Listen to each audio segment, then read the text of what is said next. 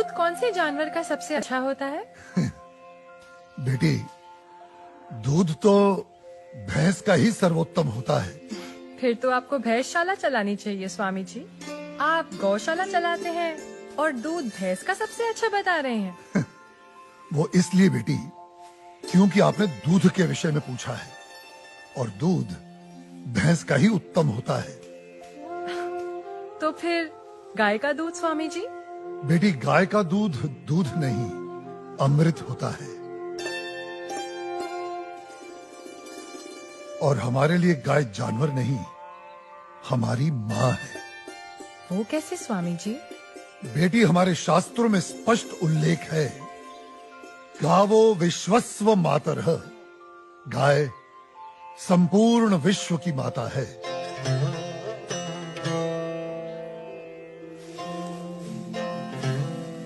बेटी, गाय ही संसार में एकमात्र ऐसा प्राणी है जिसके अंग अंग से संसार को लाभ प्राप्त होता है। गाय दया, ममता और त्याग की देवी है। गाय लोक मंगल का स्वरूप है।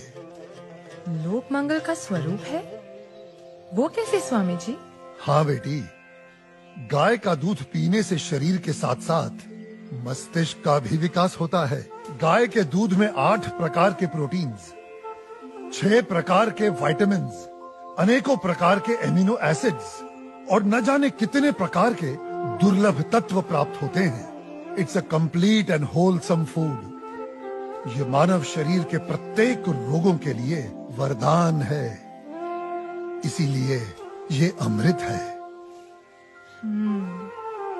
अब तुम गौमूत्र को ही ले लो। गौमूत्र बेटी अद्भुत औषधि है, और हमारे आयुर्वेद में तो कई सारी जीवन रक्षक दवाएं गौमूत्र को केंद्रित करके ही बनाई जाती हैं। अच्छा।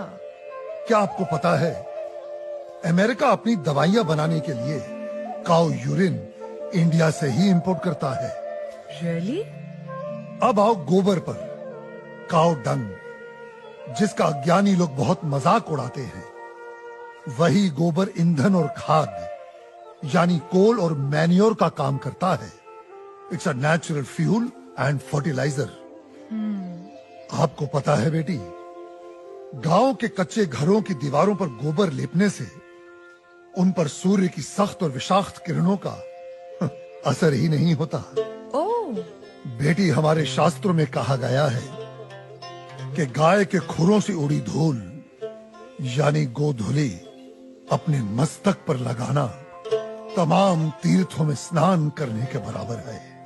लेकिन स्वामी जी, आपने ये गौशाला खोलकर जो बूढ़ी और दूध ना देने वाली गायों को शेल्टर दिया है, अगर कोई कसाई इन्हीं गायों को काटकर उनका मांस अगर बाजार में बेचता है, उसे तो 30-40 हजार का लाभ हो सकता है। लेकिन आपने तो इन बूढ़ी गायों को शरण देकर उसके पेट पर तो लात मार दी है। उस बेचारे का तो रोजगार छिन गया है स्वामी जी। हम कितने एहसान फरामोश हो गए हैं बेटी। चलो आज एक कैलकुलेशन करते हैं। एक गाय 20 से 25 साल जीती है। वो अपने जीवन काल में 15 साल हर रोज 15 से 20 लीटर दूध देती है।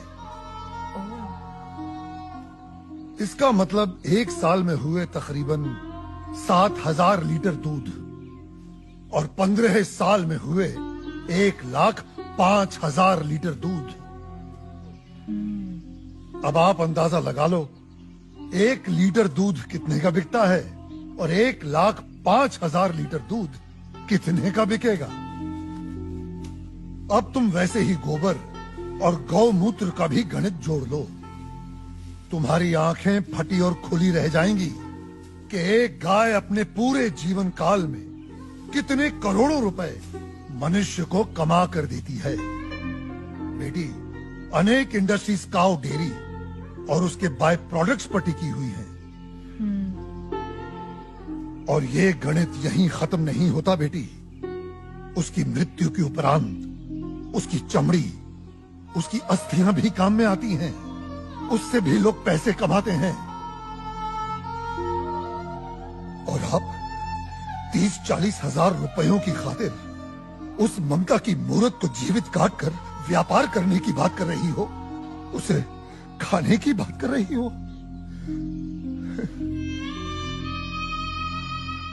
और कितना त्याग, कितना उपकार चाहिए एक प्राणी से।